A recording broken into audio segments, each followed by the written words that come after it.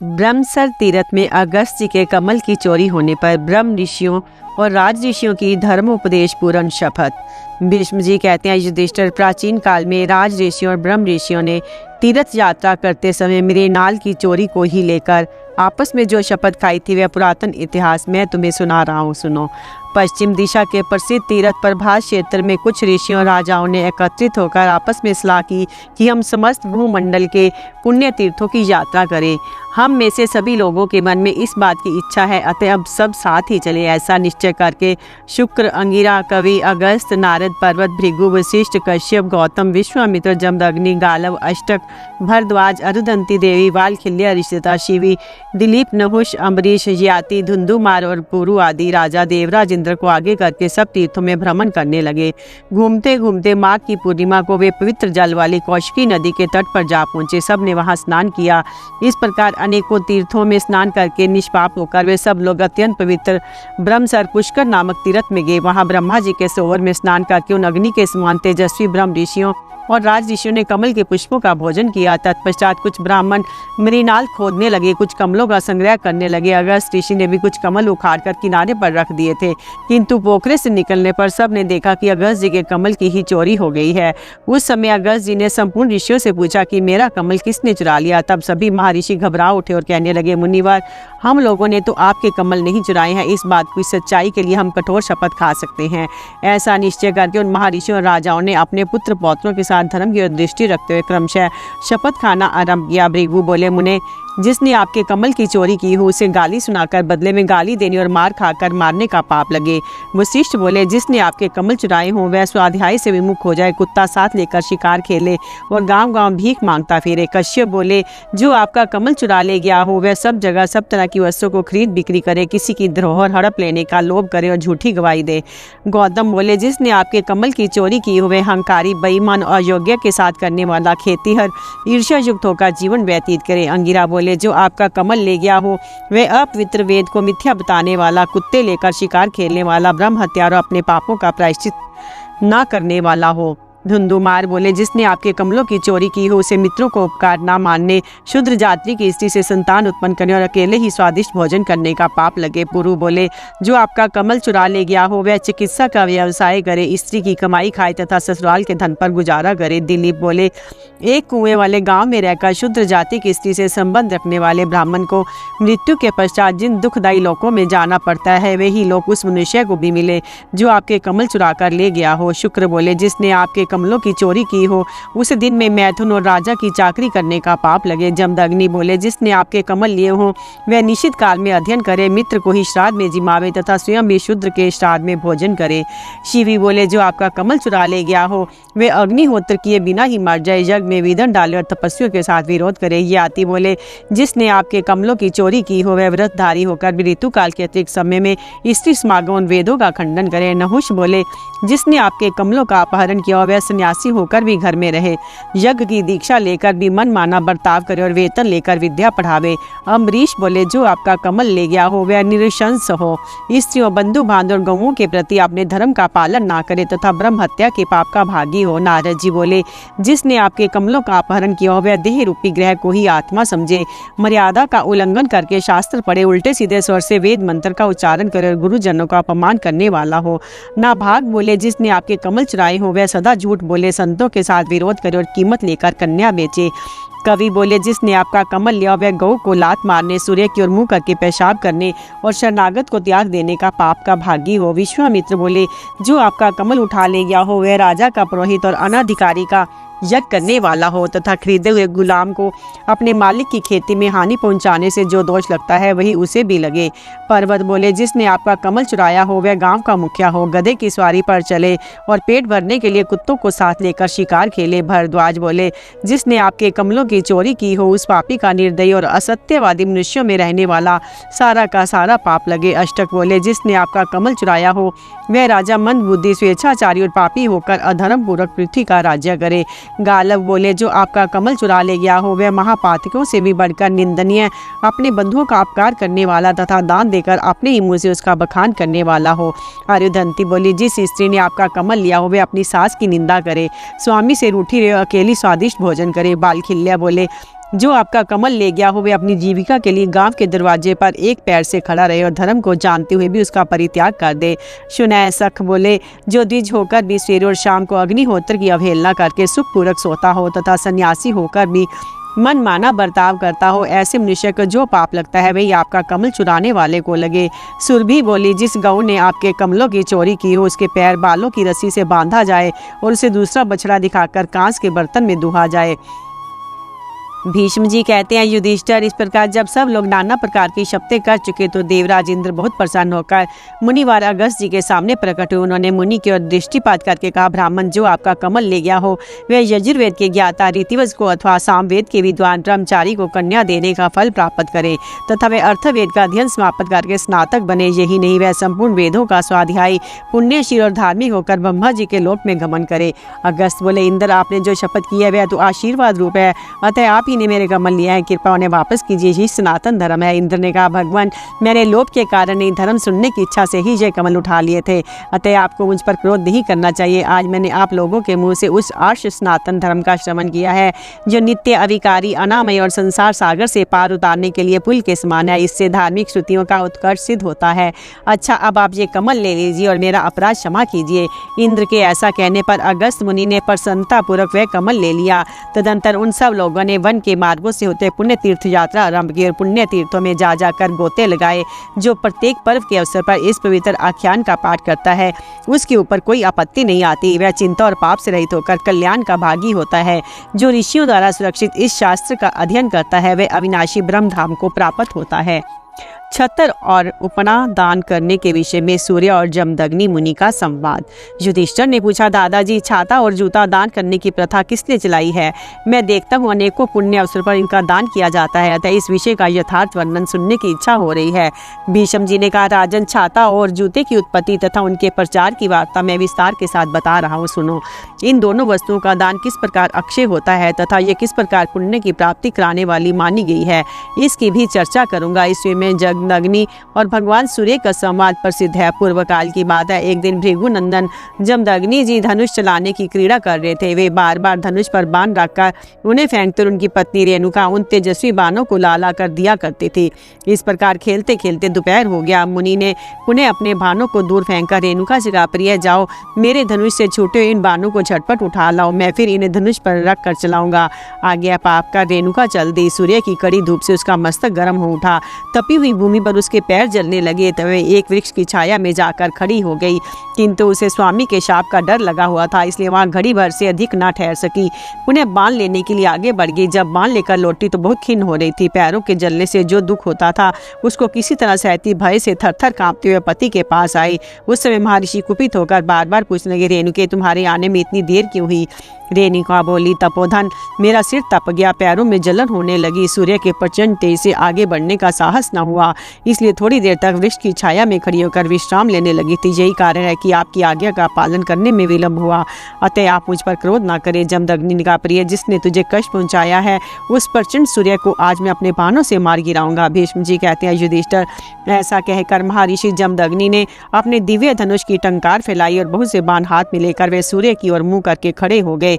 उन्हें युद्ध के लिए तैयार देख सूर्यदेव ब्राह्मण का रूप धारण कर उनके पास आए और बोले, ब्राह्मण, सूर्य ने आपका क्या अपराध किया? वे आकाश में स्थित होकर अपनी किरणों द्वारा वसुधा का रस खींचते हैं और बरसात में पुनः उसे बरसा देते हैं। उस वृष्टि से मनुष्य को सुख देने वाला अन्न पैदा होता है। अन्न ही मनुष्यों के प्राण है।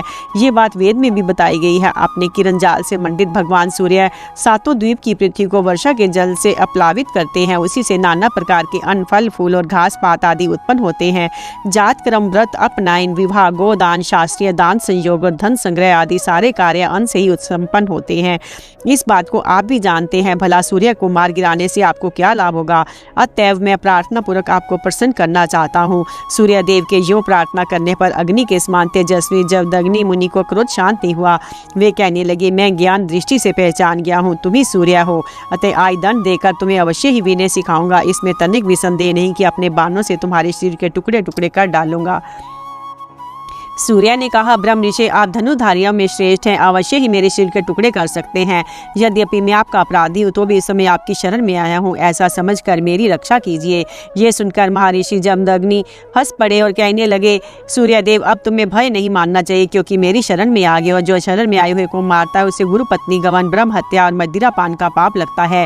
तात इस समय तुम्हारे द्वारा जो अपराध हुआ है उसका समाधान सोचो, अर्थात तुम्हारी किरणों के ताप से मनुष्य की रक्षा कैसे हो, इसका कोई उपाय बतलाओ। ये कहकर जमदग्नि मुनि चुप हो गए। तब सूर्य ने उन्हें छत्र और पानाह देते हुए महर्षि कहा, ये छत्र मेरी किरणों का निवारण करके मस्तक की रक्षा करेगा और चमड़े के बने हुए ये एक जोड़े जूते आपके पैरों को जलने से बचाएंगे। आप इन्हें स्वीकार कीजिए। आज से संसार में प्रत्येक पुण्य के अवसर पर छाता और जूतों का दान प्रचलित हो जाएगा तथा इसका फल भी अक्षय होगा। भीष्म जी कहते हैं, युधिष्ठिर, इस प्रकार सबसे पहले भगवान सूर्य ने ही छाता लगाने और जूते पहनने की प्रथा जारी किया। इन वस्तुओं का दान तीनों लोकों में पितृ माना गया है। जिसके पैर जल रहे हों ऐसे स्नातक ब्राह्मण को जो जूते दान करता है वह शीर त्याग के पश्चात देव वंदित लोकों में जाता है और बड़ी प्रसन्नता के साथ गोलोक में निवास करता है। भरत श्रेष्ठ, तुम्हारे प्रश्न के अनुसार मैंने ये छत्र और जूते दान करने का पूरा फल बताया है। गृहस्थ धर्म के विषय में पृथ्वी और श्री कृष्ण का संवाद तथा पुष्प, धूप और दीप के दान एवं देवता आदि को बलि देने का महात्म बताने के लिए बलि शुक्र संवाद का उल्लेख। युधिष्ठिर ने कहा, दादाजी, अब आप गृहस्थ आश्रम के संपूर्ण धर्मों का वर्णन कीजिए। भीष्म जी ने कहा, बेटा, इस विषय में तुम्हें भगवान श्री कृष्ण और पृथ्वी का संवाद रूप प्राचीन इतिहास सुनाता हूँ। श्री कृष्ण ने पूछा, वह सुंदरे, मुझको या मेरे जैसे किसी दूसरे मनुष्य को गृहस्थ धर्म का आश्रय लेकर किस कर्म का अनुष्ठान अवश्य करना चाहिए? क्या करने से गृहस्थ को सफलता मिलती है? पृथ्वी ने कहा, माधव, गृहस्थ पुरुष को देवता, पितृ, ऋषि और मनुष्यों का सदा ही पूजन एवं सत्कार करना चाहिए। अब मैं इसकी विधि बता रही हूँ, सुनो। प्रतिदिन यज्ञ होम के द्वारा देवताओं का, अतिथि सत्कार के द्वारा मनुष्यों का और वेद का स्वाध्याय करके पूजनीय ऋषि महर्षियों का पूजन करना चाहिए। स्वाध्याय से ऋषियों को बड़ी प्रसन्नता होती है। नित्य प्रति भोजन के पहले ही अग्निहोत्र एवं बलि वैश्व देव कर्म करना आवश्यक है। ऐसा करने से देवता भी संतुष्ट होते हैं। पितरों की प्रसन्नता के लिए प्रतिदिन अन्न, जल, दूध अथवा फल मूल के द्वारा श्राद्ध करना उचित है। सिद्ध अन्न में से अन्न लेकर उसके द्वारा विधि पूर्वक बलि वैश्व देव करना चाहिए। उसके बाद ब्राह्मण को भिक्षा दे। यदि ब्राह्मण ना मिल सके तो अन्न में थोड़ा सा अगर ग्रास निकालकर इसका अग्नि में होम कर दे। जिस दिन पितरों का श्राद्ध करने की इच्छा हो उस दिन पहले श्राद्ध की ही क्रिया पूरी करे। इसके बाद पितृ तर्पण और बलि वैश्व देव करके ब्राह्मण को सत्कार पूर्वक भोजन करावें। फिर विशेष अन्न के द्वारा अतिथियों को भी संतुष्ट करें, किंतु भोजन देने के पहले उनकी विधिवत पूजा कर लेनी चाहिए। ऐसा करने से गृहस्थ पुरुष मनुष्यों को संतुष्ट करता है। जो नित्य अपने घर में स्थित नहीं रहता वह अतिथि कहलाता है। आचार्य, पिता, विश्वास पात्र मित्र और अतिथि से सदा ये निवेदन करें कि अमुक वस्तु मेरे घर में मौजूद है, उसे आप स्वीकार करें। फिर वे जैसी आज्ञा दे वैसा ही करें। इससे धर्म का पालन होता है। गृहस्थ पुरुष को सदा यज्ञ शिष्ट अन्न का ही भोजन करना चाहिए। राजा, रीतिवत, स्नातक, गुरु और शवशुर ये यदि 1 वर्ष के बाद आवे तो मधु पर्क से इनकी पूजा करनी चाहिए। कुत्तों, चंडालों और पक्षियों के लिए भूमि पर अन्न रख देना चाहिए। ये वैश्वदेव नामक कर्म है। प्रातः काल और सायंकाल में इसका अनुष्ठान किया जाता है। जो मनुष्य दोष सृष्टि का परित्याग करके इन गृहस्थोचित धर्मों का पालन करता है उसे इस लोक में ऋषि महर्षियों का वरदान प्राप्त होता है और मृत्यु के पश्चात वह पुण्य लोकों में सम्मानित होता है। भीष्म जी कहते हैं, युधिष्ठिर, पृथ्वी देव के ये वचन सुनकर प्रतापी भगवान श्री कृष्ण ने उन्हीं के अनुसार गृहस्थ धर्मों का विधिवत पालन किया। तुम्हें भी सदा इनका अनुष्ठान करना चाहिए। युधिष्ठिर ने पूछा, पितामह, दीप दान किस तरह किया जाता है? उसकी उत्पत्ति कैसे हुई? इसका फल क्या है? भीष्म जी ने कहा, युधिष्ठिर, इस विषय में शुक्र और बलि के संवाद रूप एक प्राचीन इतिहास का उदाहरण दिया जाता है। बलि ने पूछा, विप्रवर, फूल, धूप और दीप दान करने का क्या फल है? ये बताने की कृपा कीजिए। शुक्र ने कहा, राजन, पहले तपस्या की उत्पत्ति हुई, उसके बाद धर्म की इसी बीच में लता और औषधियाँ उत्पन्न हुई।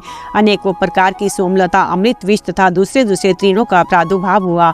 अमृत वह है जिसे देखते ही मन प्रसन्न हो जाता है, तत्काल तृप्ति हो जाती है, और विष वह है जो अपनी गंध से चित्त में ग्लानि पैदा करता है। अमृत मंगल करने वाला है, विष अमंगल। अब मैं देवता, असुर, राक्षस, नाग, यक्ष, पितृ और मनुष्य को प्रिय लगने वाले तथा कामिनियों को पसंद आने वाले फूलों का भी वर्णन करता हूँ। फूलों के बहुत से वृक्ष गांवों में होते हैं और बहुत से जंगलों में, बहुत तेरे वृक्ष क्यारियों में लगाए जाते हैं।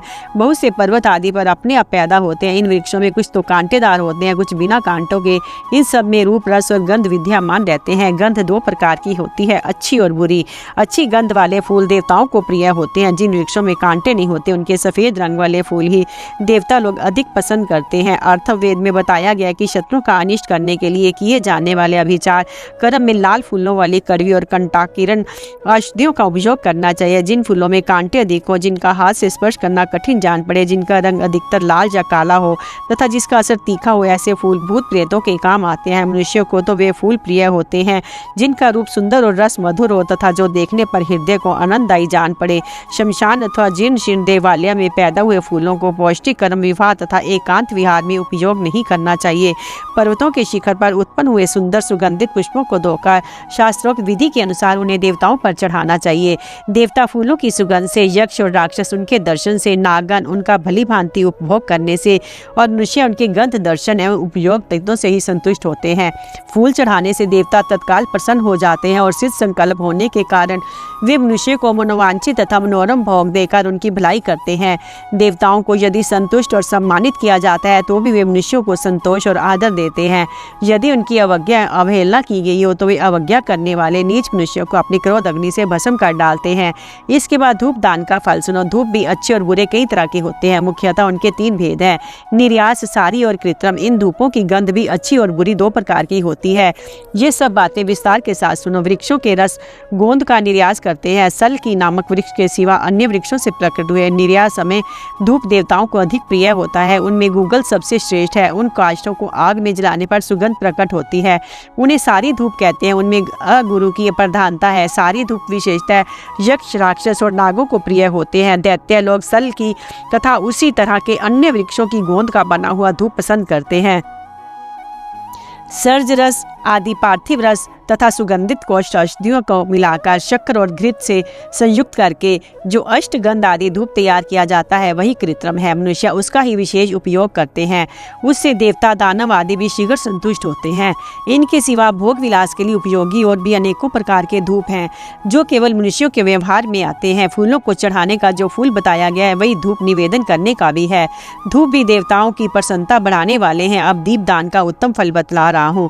कब, किस प्रकार और कैसे दीप देने चाहिए, इन सब बातों का वर्णन सुनो। दीपक ऊर्ध्वगामी तेज है, वे कीर्ति का विस्तार करने वाला है। अतः दीप दान करने से मनुष्य का तेज बढ़ता है। अंधकार, अंधता, अमिस्त्र नामक नरक रूप है। दक्षिणायन भी अंधकार से ही आच्छन्न रहता है। इसके विपरीत उत्तरायण प्रकाश में है, इसलिए वह श्रेष्ठ माना गया है। अतः अंधकार में नरक की निवृत्ति के लिए दीपदान की प्रशंसा की गई है।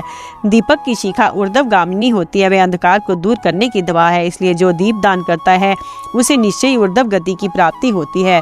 देवता तेजस्वी, कांतिमान और प्रकाश फैलाने वाले होते हैं। अतः देवताओं के निमित्त दीपदान दिया जाता है। दीपदान करने से मनुष्य के नेत्रों का तेज बढ़ता है और वह स्वयं भी तेजस्वी होता है। दान करने के पश्चात उन दीपकों को ना तो बुझाएं, ना उठाकर अन्यत्र ले जाए, ना नष्ट ही करें। दीपक चुराने वाला मनुष्य अंधा और श्रीहीन होता है तथा मरने के पीछे नरक में पड़ता है। किंतु जो दीपदान करता है वह स्वर्ग लोक में दीपमाला की भांति प्रकाशित होता है। घी का दीपक जलाकर दान करना प्रथम श्रेणी का दीपदान है। औषधियों के रस अर्थात तिल, सरसों आदि के तेल से जलाकर किया हुआ दीपदान दूसरी श्रेणी का है। जो अपने शरीर की पुष्टि चाहता है उसे चर्बी, मैदा और हड्डियों से निकाले हुए तेल के द्वारा कदापि नहीं दीपक जलाना चाहिए। अपने कल्याण की इच्छा रखने वाले मनुष्य को प्रतिदिन पर्वतीय झरने के पास, वन में, देव मंदिर में, चौराहों पर दीपदान करना चाहिए। दीपदान करने वाला पुरुष अपने कुल को उद्दीप्त करने वाला, शुद्ध तथा शीर संपन्न होता है।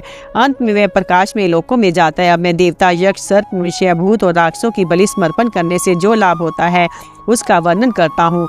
जो लोग अपने भोजन करने से पहले देवता, ब्राह्मण, अतिथि, चोर, बालकों को भोजन नहीं कराते उन्हें मंगलकारी राक्षस ही समझना चाहिए। अतः गृहस्थ मनुष्य का ये कर्तव्य है कि वह देवताओं की पूजा करके उनको मस्तक झुकाकर प्रणाम करे और सर्वप्रथम उन्हीं का अन्न का भाग अर्पण करे, क्योंकि देवता लोग सदा मनुष्य की दी हुई बलि को स्वीकार करते उन्हें आशीर्वाद देते हैं। बाहर से आए हुए अतिथि और देवता, पितृ, यक्ष, राक्षस तथा सर्प आदि गृहस्थ के दिए हुए अन्न से ही जीविका चलाते हैं और प्रसन्न होकर उस गृहस्थ को आयु, यश तथा धन के द्वारा संतुष्ट करते हैं। देवताओं को जो बलि दी जाए वही दूध की बनी हुई परम पवित्र, सुगंधित, दर्शनीय और फूलों से सुशोभित होनी चाहिए। नागों को पद्म उत्पल युक्त बलि प्रिय होती है। भूतों को गुड़ मिले हुए तिल की बलि देनी चाहिए। जो मनुष्य देवता आदि का अगर भाग देकर भोजन करता है वह उत्तम भोग से संपन्न, बलवान और वीर्यवान होता है। इसलिए देवताओं की पूजा करके उन्हें अगर भाग अवश्य अर्पण करना चाहिए। गृहस्थ के घर की अधिष्ठात्री देवियां उसके घर को सदा प्रकाशित किए रहती है। अतः कल्याण कल्याण कामी मनुष्य को चाहिए कि भोजन का अग्रभाग देकर सदा ही उनकी पूजा किया करे। भीष्म जी कहते हैं, युधिष्ठिर, इस प्रकार शुक्राचार्य ने ये प्रसंग असुरराज बाली को सुनाया और मनु ने स्वरण मुनि को उसका उपदेश दिया। तत्पश्चात सुवर्ण ने नारद जी ने मुझे ये धूप दीवादी दान के गुण बतलाए थे। बेटा, इस विधि को जानकर तुम भी इसी के अनुसार सब काम करो। अनशन व्रत का महात्म। युधिष्ठिर ने कहा, पितामह, आपने अनेक प्रकार के दान, शांति, सत्य और अहिंसा आदि का वर्णन किया। अब ये बताइए कि तपोबल से बढ़कर कौन सा बल है? तपस्या से भी यदि कोई उत्कृष्ट साधन हो तो उसकी व्याख्या कीजिए। भीष्म जी ने कहा, युधिष्ठिर, मनुष्य जितना तप करता है उसी के अनुसार उसे उत्तम लोक प्राप्त होते हैं। अतः तप से बढ़कर कोई साधन नहीं है, किंतु मेरी राय में सब प्रकार की तपस्याओं से अनशन व्रत ही श्रेष्ठ है। अनशन से बढ़कर दूसरा कोई तप नहीं है। इस विषय में भगीरथ और ब्रह्मा जी के संवाद रूप एक प्राचीन इतिहास का उदाहरण दिया जाता है। हमने सुना है कि राजा भगीरथ देवताओं के लोकों का उल्लंघन करके ऋषियों को प्राप्त होने वाला ब्रह्मलोक में जा पहुंचे। उन्हें देखकर ब्रह्मा जी ने पूछा, भगीरथ, इस लोक में आना तो बहुत ही कठिन है, तुम कैसे आ पहुंचे? मनुष्य, देवता और गंधर्व भी बिना तपस्या किए यहाँ नहीं आ सकते, फिर तुम्हारा आना किस प्रकार संभव हुआ? भगीरथ ने कहा, भगवान, मैं ब्रह्मचर्य व्रत का पालन करके प्रतिदिन 1 लाख स्वर्ण मुद्रा ब्राह्मणों को दान दिया करता था, किंतु उसके फल से मेरे यहाँ आना नहीं संभव हुआ। मैंने 1 रात में और 5 रात में समाप्त होने वाले यज्ञ 10-10 बार किए, 11 रात्रियों में पूर्ण होने वाले यज्ञ का 11 बार अनुष्ठान किया तथा 100 बार ज्योतिषोम यज्ञ से देवताओं का यजन किया है, किंतु इन यज्ञों के कारण भी मैं इस लोक में नहीं आया हूँ। 100 वर्षों तक निरंतर गंगा जी के तट पर रहकर मैंने जो कठोर तपस्या की और वहाँ हजारों खच्चरियों तथा कन्याओं का दान किया, उस पुण्य के प्रभाव से भी मैं यहाँ नहीं आया हूँ। पुष्कर तीर्थ में 1 लाख ब्राह्मण, जो ब्राह्मणों को 1 लाख घोड़े, 2 लाख गौएं तथा सोने के चंद्रहार और जम्बू नद के गहनों से विभूषित हुई 60,000 सुंदरी कन्याएं दान की थी। वह पुण्य भी मुझे इस लोक में ले आने का कारण नहीं है। गोसव नामक यज्ञ का अनुष्ठान करके उसमें दूध देने वाली 10 अरब गौओं का दान किया। उस समय एक ब्राह्मण को 10-10 गाय मिली थी। प्रत्येक गाय के साथ उसी के समान रंग वाले बछड़े और स्वर्ण में दुग्ध पात्र भी दिए गए थे, परंतु उस यज्ञ में भी मुझे यहाँ तक नहीं पहुँचाया है। अनेकों बार सोम याग की दीक्षा लेकर उसमें प्रत्येक ब्राह्मण को मैंने पहले बार की ब्याई हुई दूध देने वाली 10-10 गौएं और रोहिणी जाति की 100-100 गौएं दान की है तथा इनके अतिरिक्त भी 10-10 बार लाखों दूधार गायें प्रदान की है, किंतु उस पुण्य से भी मैं इस लोक में नहीं आया। वाहलीक देश में उत्पन्न हुए श्वेत रंग के 1 लाख घोड़ों की सोने की मालाओं से सजाकर ब्राह्मणों को दान दिया, किंतु वह पुण्य भी मुझे यहाँ तक ना ला सका। एक यज्ञ में 18-18 करोड़ स्वर्ण मुद्राएं बांटी, पर उसके पुण्य से भी यहाँ ना आ सका। फिर स्वर्ण हार से विभूषित हरे रंग वाले 17 करोड़ श्यामकरण घोड़े, हरिश के समान दांतों वाले स्वर्ण माला मंडित एवं विशाल शरीर वाले 17,000 हाथी तथा सोने के बने हुए दिव्य आभूषणों से विभूषित स्वर्णमय उपकरणों से युक्त तथा सजे सजाए घोड़े, जुते हुए 17,000 रथ दान किए। इनके अतिरिक्त भी जो वस्तुएं वेदों में दक्षिणा के अंग रूप से बताई गई हैं, उन सबको मैंने 10 वाजपेय यज्ञों का अनुष्ठान करके दान किया था। यज्ञ और पराक्रम में जो इंद्र के समान प्रभावशाली थे, जिनके कंठ में स्वर्ण के हार शोभा पा रहे थे, ऐसे हजारों राजाओं को युद्ध में जीतकर मैंने ब्राह्मणों को दक्षिणा में दिया। संसार के समस्त राजाओं को परास्त कर अधिक धन खर्च करके 8 बार राजसूय यज्ञ का अनुष्ठान किया, किंतु ये कोई भी यज्ञ मुझे ब्रह्मलोक तक पहुंचाने में समर्थ न हो सके। मेरी दी हुई दक्षिणा से गंगा जी का संपूर्ण स्रोत आच्छादित हो गया था, परंतु उसके कारण भी मैं इस लोक में ना आ सका।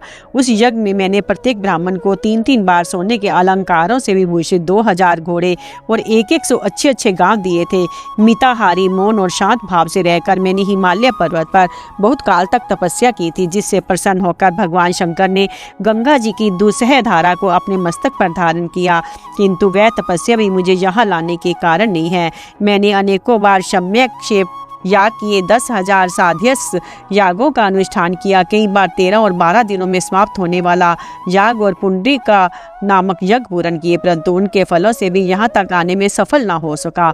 इतनी ही नहीं, मैंने सफ़ेद रंग के 8,000 बैल भी ब्राह्मणों को दान दिए, जिनके एक एक सींग में सोना मड़ा हुआ था, तथा अनेकों बड़े बड़े यज्ञों का अनुष्ठान करके उनमें सोने और रत्नों की ढेरी, रतन में पर्वत, धन धान्य से संपन्न हजारों गाँव और एक बार की ब्याई हुई सहस्रों गौएं ब्राह्मणों को दान दी, किंतु उनके पुण्य में मैं यहाँ नहीं आया हूँ। मेरे द्वारा एक बार एकादशा और 2 बार द्वादशा यज्ञों का अनुष्ठान हुआ है। मैंने 16 बार आकार्यन तथा अनेकों बार अश्वमेध यज्ञ किए हैं, परंतु इन यज्ञों के फल से भी मैं इस लोक में नहीं आया हूँ। 4 कोस का लंबा चौड़ा एक वन, जिसके प्रत्येक वृक्ष में सोने और रतन जड़े हुए थे, मैंने दान किया है, किंतु उसका फल भी मुझे यहाँ तक लाने में समर्थ नहीं हुआ है। मैं 30 वर्षों तक क्रोध रहित होकर तुरायन नामक दुष्कर व्रत का पालन करता रहा, जिसमें प्रतिदिन 900 गाय ब्राह्मणों को दान देता था। इनकी अतिरिक्त रोहिणी जाति की बहुत सी दुधार गायें तथा बहुतेरे बैल भी दान किया करता था, पर उन सब दानों के फल से इस लोक में नहीं आया हूँ। मैंने 30 बार अग्निचयन, 8 बार सरवमेध्य, 128 बार विश्वजित यज्ञ किए हैं, किंतु उनके फल से भी यहाँ नहीं आ सका हूँ। सरयू, बाहुदा, गंगा और नैमिषारण्य तीर्थ में जाकर मैंने 10 लाख गोदान किए हैं, परंतु उनके फल भी मुझे यहाँ तक ना ला सके। पहले इंद्र ने स्वयं अनशन व्रत का अनुष्ठान करके इसे गुप्त रखा था। उसके बाद शुक्राचार्य ने तपस्या के द्वारा उसका ज्ञान प्राप्त किया। फिर उन्हीं के तेज से उस व्रत का महात्म सब पर प्रकट हुआ। मैंने भी अंत में उसी व्रत का साधन आरंभ किया। जब उसकी पूर्ति हुई उस समय मेरे पास हजारों ब्राह्मण और ऋषि पधारे। वे सभी मुझ पर बहुत संतुष्ट। उन्होंने प्रसन्नता पूर्वक आज्ञा दी, राजन तुम ब्रह्मलोक को जाओ। इस प्रकार हजारों ब्राह्मणों के आशीर्वाद से मुझे इन दुर्लभ लोक में आने का सौभाग्य प्राप्त हुआ। इसमें आपको यह अन्यथा विचार न करें। मैंने अपनी इच्छा के अनुसार विधि पूर्वक अनशन व्रत का पालन किया है। इस समय आपने पूछा कि इसलिए ये सब बातें यथार्थ रूप से बताई हैं। मेरी समझ में अनशन व्रत से बढ़कर दूसरा कोई तप नहीं। देवेश्वर आपको सादर नमस्कार है। अब आप मुझ पर प्रसन्न होइए। भीष्म जी कहते हैं, युधिष्ठिर, राजा भगीरथ ने जब इस प्रकार कहा तो ब्रह्मा जी ने उनका विधिवत आतिथ्य सत्कार किया। इसलिए तुम भी सदा अनशन व्रत का पालन करते हुए ब्राह्मणों की पूजा करो, क्योंकि ब्राह्मणों के आशीर्वाद से यही लोक और परलोक में सब प्रकार की कामनाएं सिद्ध होती हैं। आयु को बढ़ाने और घटाने वाले शुभाशुभ कर्मों का वर्णन। युधिष्ठिर ने पूछा, पितामह, शास्त्रों में कहा गया कि मनुष्य की आयु 100 वर्ष की होती है। वह सैकड़ों प्रकार की शक्ति लेकर जन्म धारण करता है, किंतु देखता हूँ कितने ही मनुष्य बचपन में ही काल के गाल में चले जाते हैं। इसका क्या कारण है? किस उपाय से पुरुष अपनी पूरी आयु तक जीवित रहता है? क्या वजह है कि उसकी आयु कम हो जाती है? क्या करने से यश मिलता है और किस कर्म के अनुष्ठान से लक्ष्मी की प्राप्ति होती है? मनुष्य मन, वाणी अथवा शरीर के द्वारा तप, ब्रह्मचर्य, जप, होम तथा औषध आदि साधनों में से किसका आश्रय ले जिससे उसका भला हो? भीष्म जी ने कहा, युधिष्ठिर, तुम जो कुछ पूछते हो उसका उत्तर दे रहा हूँ, सुनो। सदाचार से ही मनुष्य को आयु, लक्ष्मी तथा इस लोक और परलोक में कीर्ति की प्राप्ति होती है। दुराचारी पुरुष जिससे समस्त प्राणी डरते और तिरस्कृत होते हैं, इस संसार में बड़ी आयु नहीं पाता। अतः यदि मनुष्य अपना कल्याण करना चाहता है तो उसे सदाचार का पालन करना चाहिए, कितना ही बड़ा पापी क्यों ना हो। सदाचार उसकी बुरी प्रवृत्तियों को दबा देता है। सदाचार धर्म का सच्चरित्रता सत्पुरुषों का लक्षण है। साधु पुरुष जैसा बर्ताव करते हैं वही सदाचार का स्वरूप है। जो मनुष्य धर्म का आचरण करता और लोक कल्याण के कार्य में लगा रहता है, उसका दर्शन ना हुआ तो भी मनुष्य केवल नाम सुनकर उससे प्रेम करने लगते हैं। नास्तिक, क्रियाहीन, गुरु और शास्त्र की आज्ञा का उल्लंघन करने वाला तथा धर्म को ना जानने वाले दुराचारी मनुष्य की आयु क्षीण हो जाती है। जो मनुष्य शीलहीन, धर्म की मर्यादा को भंग करने वाला तथा दूसरे वर्णों की स्त्रियों से संपर्क रखने वाले हैं, वे इस लोक में अल्प आयु होते और मरने के बाद नरक में पड़ते हैं। सब प्रकार के शुभ लक्षणों से हीन होने पर जो सदाचारी, श्रद्धालु और ईर्ष्या रहित होता है, वह 100 वर्षों तक जीवित रहता है। जो क्रोधहीन, सत्यवादी, प्राणियों का हिंसा न करने वाला, दोष दृष्टि से रहित और कपट शून्य है, उस पुरुष की आयु 100 वर्षों की होती है। जो मनुष्य ढेले फोड़ता, तिनके तोड़ता, नख चबाता तथा सदा ही अशुद्ध एवं चंचल रहता है, उसे दीर्घ आयु नहीं प्राप्त होती। प्रतिदिन ब्रह्म मुहूर्त में अर्थात सूर्योदय से 1 घंटा पहले जाकर धर्म और अर्थ के विषय में विचार करे। फिर शैया से उठकर शौच स्नान के पश्चात आचमन पूर्वक दोनों हाथ जोड़े प्रातः काल की संध्या करे। इसी प्रकार साय काल में भी मौन होकर संध्या उपासना करनी चाहिए। उदय, अस्त, ग्रहण और मध्या के समय सूर्य की ओर कभी दृष्टि न डाले, जल में भी उनकी परछाई न देखे। ऋषि लोग प्रतिदिन संध्या उपासन करने से दीर्घजीवी हुए हैं। अतः द्विज मात्र को मौन रहकर प्रातः काल और साय काल की संध्या अवश्य करनी चाहिए। जो द्विज दोनों समय की संध्या नहीं करते, उनसे धार्मिक राजा शूद्रों के काम करावे। किसी भी वर्ण के पुरुष की पराई स्त्री से संसर्ग नहीं करना चाहिए। पर पर स्त्री सेवन से मनुष्य की आयु जल्दी ही समाप्त हो जाती है। इसके समान आयु नष्ट करने वाला संसार में दूसरा कोई कार्य ही नहीं है। स्त्रियों के शरीर में जितने रोमकूप होते हैं उतने ही 1000 वर्षों तक व्यभिचारी पुरुष को नरक में रहना पड़ता है। केशों को संवारना, आंखों में अंजन लगाना, दांत मुंह धोना और देवताओं की पूजा करना, ये सब कार्य दिन के पहले पहर में ही करने चाहिए। मल मूत्र की ओर ना देखें, उस पर कभी पैर ना रखें। अत्यंत सवेरे, दोपहर को और सायंकाल में कहीं बाहर ना जाएं। न तो अपरिचित पुरुषों के साथ यात्रा करें, न शूद्र के साथ और न अकेले ही। ब्राह्मण, गाय, राजा, वृद्ध, गर्भिणी स्त्री, दुर्बल और बोझ लिए हुए मनुष्य यदि सामने से आते हो तो स्वयं किनारे हटकर उनको जाने का मार्ग देना चाहिए।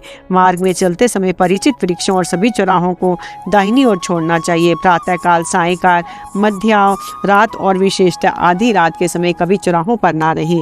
दूसरों के पहने हुए वस्त्र और जूते ना पहने। सदा ब्रह्मचर्या का पालन करने, पैर पर पैर ना रखें। दोनों ही पक्षों की अमावस्या, पूर्णमासी, चतुर्दशी और अष्टमी तिथि को स्त्री समागम ना करें।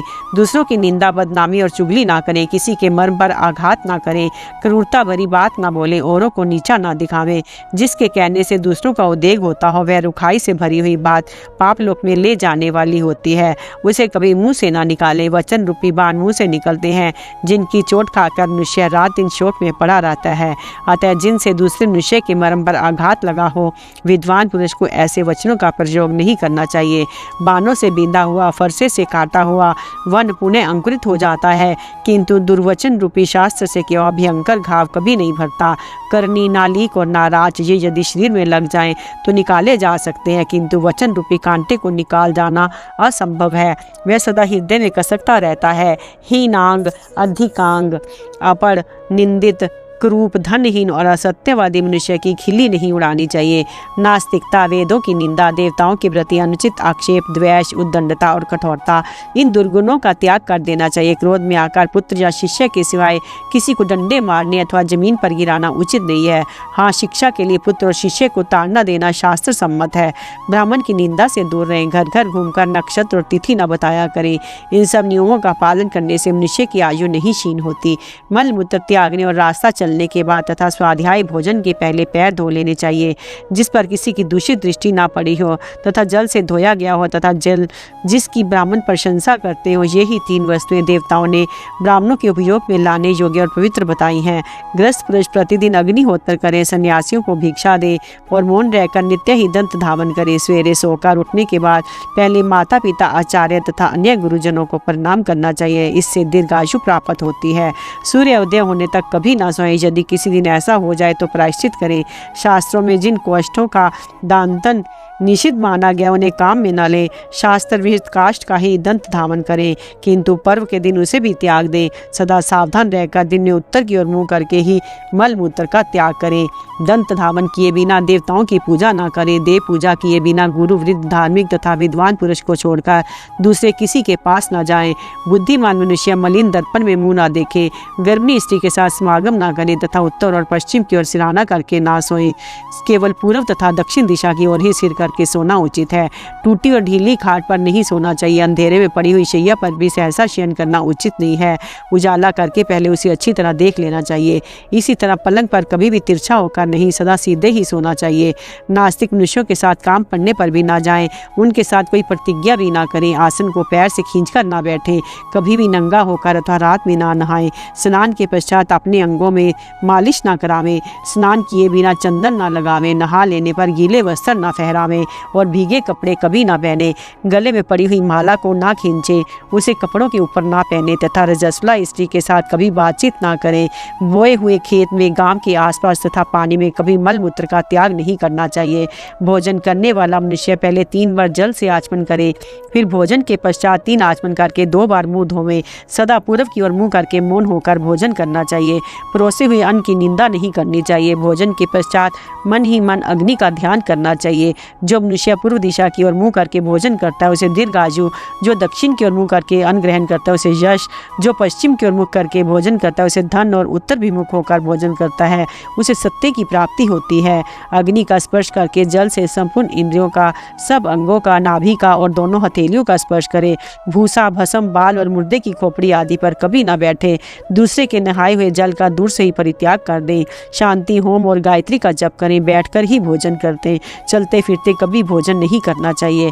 खड़े होकर पेशाब ना करें। राख में और गौशाला में भी मूत्र त्याग ना करें। भीगे पैर भोजन तो करें परंतु शयन ना करें। भीगे पैर भोजन करने वाला मनुष्य 100 वर्षों तक जीवन धारण करता है।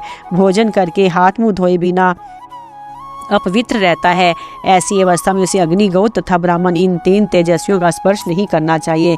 इस प्रकार आचरण करने से आयु का नाश नहीं होता। उच्छिष्ट पुरुष को सूर्य, चंद्र और नक्षत्र इन त्रिविध तेजों को और कभी दृष्टि नहीं डालनी चाहिए। वृद्ध पुरुषों के आने पर तरुण पुरुष के प्राण ऊपर की ओर उठने लगते हैं। ऐसी दशा में जब वह खड़ा होकर वृद्ध पुरुषों का स्वागत और उन्हें प्रणाम करता है तो वे प्राण पुनः पुरावस्था में आ जाते हैं। इसलिए जब कोई वृद्ध पुरुष अपने पास आवे तो उसे प्रणाम करके बैठने को आसन दे और स्वयं हाथ जोड़कर उसकी सेवा में उपस्थित रहें। फिर जब वह जाने लगे तो उसके पीछे पीछे कुछ दूर तक जाएं। फटे हुए आसन पर ना बैठे। फूटी हुई खांसी की थाली को काम में ना लें। एक ही वस्त्र केवल धोती पहनकर भोजन ना करें। साथ में गमछा भी लिए रहें। नंगे बदन नहाना सोना कदापि उचित नहीं है। उच्छिष्ट अवस्था में भी शयन करना निषिद्ध है। जूठे हाथ से मस्तक का स्पर्श ना करें क्योंकि समस्त प्राण उसी के आधार पर स्थित हैं। सिर के बाल पकड़कर खींचना, मस्तक पर प्रहार करना वर्जित है। दोनों हाथ डालकर उनसे अपना सिर न खुजलावें। बारंबार मस्तक पर पानी न डालें। इन बातों को पालन से मनुष्य की आयु क्षीण नहीं होती। सिर पर तेल लगाने के बाद उसी हाथ से दूसरे अंगों का स्पर्श नहीं करना चाहिए और तिल के बने हुए पदार्थ नहीं खाने चाहिए। ऐसा करने से आयु का नाश नहीं होता। झूठे मुंह पढ़ना पढ़ाना कदापि उचित नहीं है। यदि दुर्गंधित हवा चले तो मन में भी स्वाध्याय का चिंतन नहीं करना चाहिए। प्राचीन इतिहास के जानकार लोग इस विषय में यमराज की गाई हुई गाथा सुनाया करते हैं। यमराज कहते हैं, जो मनुष्य जूठे मुंह उठकर दौड़ता और स्वाध्याय करता है, मैं उसकी आयु नष्ट कर देता हूँ और उसकी संतानों को भी उससे छीन लेता हूँ। जो द्विजमोहवश अध्याय के समय भी अध्ययन करता है, उसके वैदिक ज्ञान और आयु का नाश हो जाता है। अतः सावधान पुरुष को निश्चित समय में कभी अध्ययन नहीं करना चाहिए। जो सूर्य, अग्नि, गौ तथा ब्राह्मणों की ओर मुँह करके पेशाब करते हैं और बीच रास्ते में मूत्र त्याग करते हैं, वे सब गतायु हो जाते हैं। मल और मूत्र का त्याग दिन में उत्तराभिमुख हो, रात में दक्षिण विमुख होकर करने से आयु का नाश नहीं होता। जिसे दीर्घ काल तक जीवित रहने की इच्छा, वह ब्राह्मण, क्षत्रिय और सर्प इन तीनों को दुर्बल होने पर भी ना छेड़े क्योंकि ये सभी बड़े जहरीले होते हैं। क्रोध में भरा हुआ सांप जहाँ तक आंखों से देख पाता है वहाँ तक धावा करके काटता है। क्षत्रिय भी कुपित होने पर अपनी शक्ति पर शत्रु को भस्म करने की चेष्टा करता है, किंतु ब्राह्मण जब क्रोध होता है तो अपनी दृष्टि और संकल्प से अपमान करने वाले पुरुष के संपूर्ण कुल को दग्ध कर डालता है। इसलिए समझदार मनुष्य को यत्नपूर्वक इनकी सेवा करनी चाहिए। गुरु के साथ कभी हठ नहीं ठानना चाहिए। यदि गुरु अप्रसन्न हो तो उन्हें हर तरह से मान देकर मनाकर प्रसन्न करने की चेष्टा करनी चाहिए। गुरु प्रतिकूल बर्ताव करते हो तो भी उनके प्रति अच्छा ही बर्ताव करना उचित है। इसमें तनिक भी संदेह नहीं कि गुरु की निंदा मनुष्यों की आयु नष्ट कर देती है। अपना हित चाहने वाला मनुष्य घर से दूर जाकर पेशाब करे, दूर ही पैर धोए, दूर पर ही जूठे फेंके। विद्वान पुरुष को लाल पुष्पों की नहीं श्वेत पुष्पों की माला धारण करनी चाहिए, किंतु कमल और कुवले लाल हो तो भी उन्हें धारण करने में कोई हर्ज नहीं है। लाल रंग के फूल तथा वन्य पुष्प को मस्तक पर धारण करना चाहिए।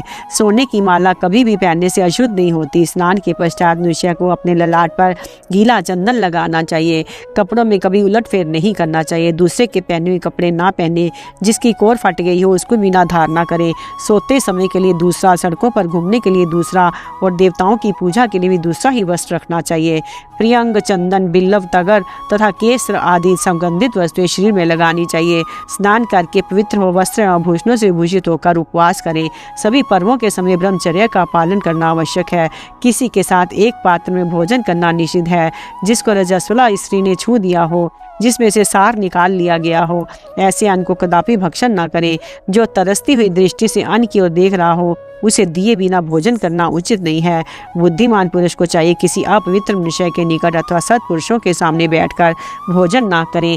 धर्मशास्त्र में जिनका निषेध किया गया है ऐसे अन्न को छिपा कर भी ना खाएं। अपना कल्याण चाहने वाले श्रेष्ठ पुरुष को पीपल, बर और गूलर के फल का तथा सन के साग का सेवन नहीं करना चाहिए। विद्वान मनुष्य हाथ में नमक लेकर ना चाटे। रात को दही और सत्तू ना खाएं। सावधानी के साथ केवल सवेरे और शाम को ही भोजन करें। बीच में कुछ भी खाना उचित नहीं है। बालक के साथ एक थाली में भोजन करना निषिद्ध है। शत्रु के श्राद्ध में कभी अन्न ग्रहण ना करें। भोजन के समय मौन रहना और आसन पर बैठना उचित है। उस समय एक वस्त्र धारण करना, खड़ा रहना, भक्ष्य पदार्थ जमीन पर रखकर खाना, बोलते रहना निषिद्ध माना गया है। पहले अतिथि को अन्न और जल देकर पीछे स्वयं एकाग्रचित्त से भोजन करना चाहिए। एक पंक्ति में बैठकर सबको समान भोजन करना उचित है। जो अपने सहजनों को ना देकर अकेला ही भोजन करता है उसका अन्न हलाहल विष के समान है। भोजन काल में शंका नहीं करनी चाहिए तथा भोजन के अंत में दही नहीं पीना चाहिए। भोजन करने के बाद कुल्ला करके मुंह धो लें और एक हाथ से दाहिने पैर के अंगूठे पर पानी छोड़ लें। फिर जल से आंख, नाक आदि इंद्रिय और नाभि का स्पर्श करके दोनों हाथों की हथेलियों को धो डालें। धोने के पश्चात गीले हाथ लेकर ही न बैठ जाएं, उन्हें कपड़ों से पोंछकर सुखा दें। अंगूठे का मूल स्थान ब्रह्म तीर्थ कहलाता है। उंगलियों का अग्रभाग देव तीर्थ है तथा अंगुष्टर और तर्जनी के मध्य का भाग पितृ तीर्थ माना गया है। श्राद्ध, तर्पण आदि पैतृक कर्म शास्त्र विधि के अनुसार सदा पितृ तीर्थ से ही करने चाहिए। अपनी भलाई चाहने वाले पुरुष को दूसरों की निंदा तथा अप्रिय वचन मुंह से नहीं निकालने चाहिए। किसी को क्रोध नहीं दिलाना चाहिए तथा पतित मनुष्यों के साथ वार्तालाप की इच्छा नहीं रखनी चाहिए। पतितों के तो दर्शन और स्पर्श का भी परित्याग कर देना उचित है। ऐसा करने से मनुष्य की आयु बढ़ती है। कुमारी, कन्या और कुल्टा या वैश्य से संसर्ग ना करें।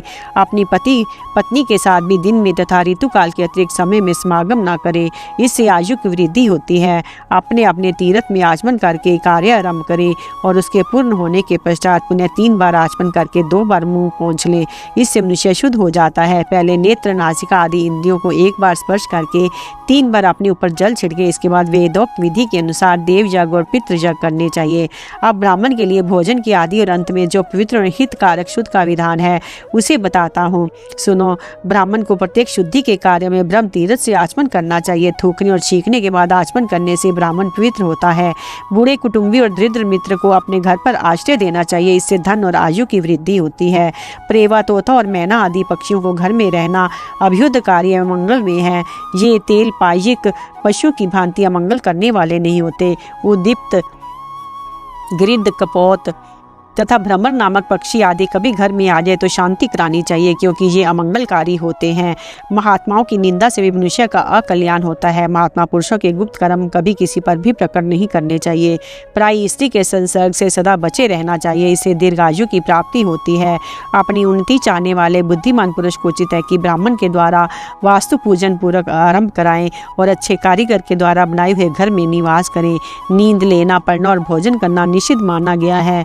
इन सब बातों का पालन करने से मनुष्य दीर्घजीवी होता है। अपना कल्याण चाहने वालों के लिए रात में श्राद्ध करना, नहाना और सत्तू खाना मना है।